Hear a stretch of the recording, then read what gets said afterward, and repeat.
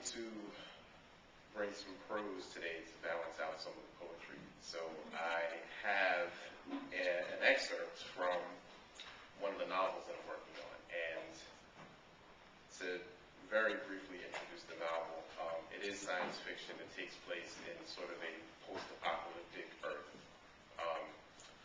And our main character is a 3-year-old girl.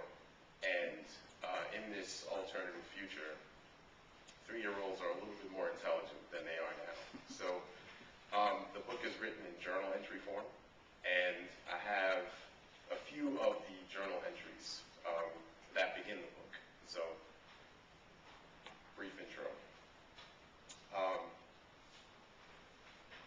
This is the first entry.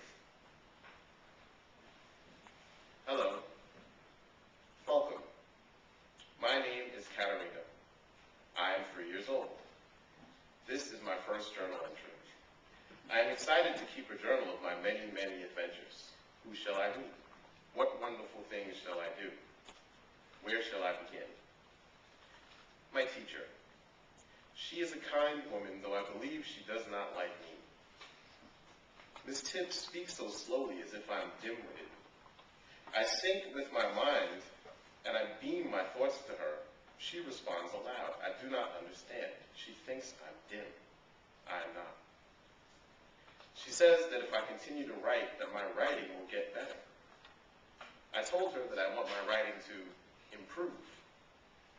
She seemed confused until I told her that my writing was not ill and therefore could not get better. She smiled and moved away from me. Perhaps she is dim. I am different. There are others like me, but only I can be me. I like that. Mrs. Tibbs says that I should write down my thoughts and feelings, but I do not know what to write.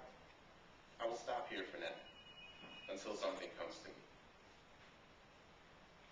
Next entry. A story must have a title. My mama has handed me over to the school.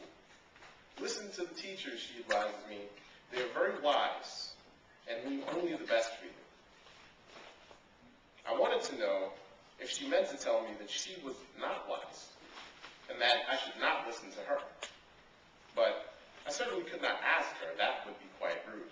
What she did say is that these teachers are now authorized to raise me, to teach me how to be a proper young lady, to educate me on the ways of the world.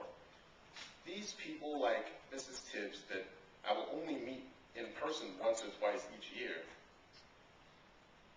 my mama has decided that she does not have the ability to instruct me on her own, and so she has given me up completely. I do not understand. I am brought up by digital projections and a cyberspace classroom, among other smart children with no individuality. I am quite certain that I did not like the way that conversation was going. So I told Mama about my journal. She says, that's a wonderful idea. You should record all of your wonderful little stories so that you will remember them forever. Stories. I don't have any stories. I'm a little girl. What could she possibly mean? As she spoke, I realized that I should put more faith in what my mother does not say. Did she use the word stories in place of another word that would have been more hurtful to me? Like quibblings or bothersome questions or something like that?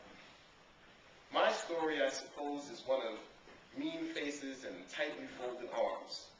She knows that I do not want to be here with these people. I want to go home.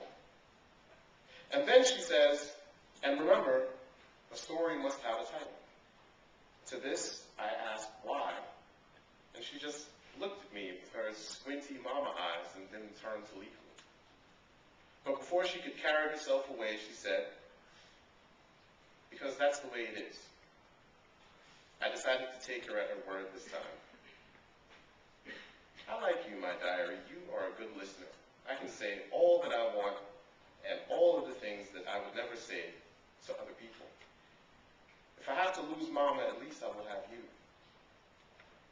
She has not the slightest idea what my stories will be, yet. But because of you,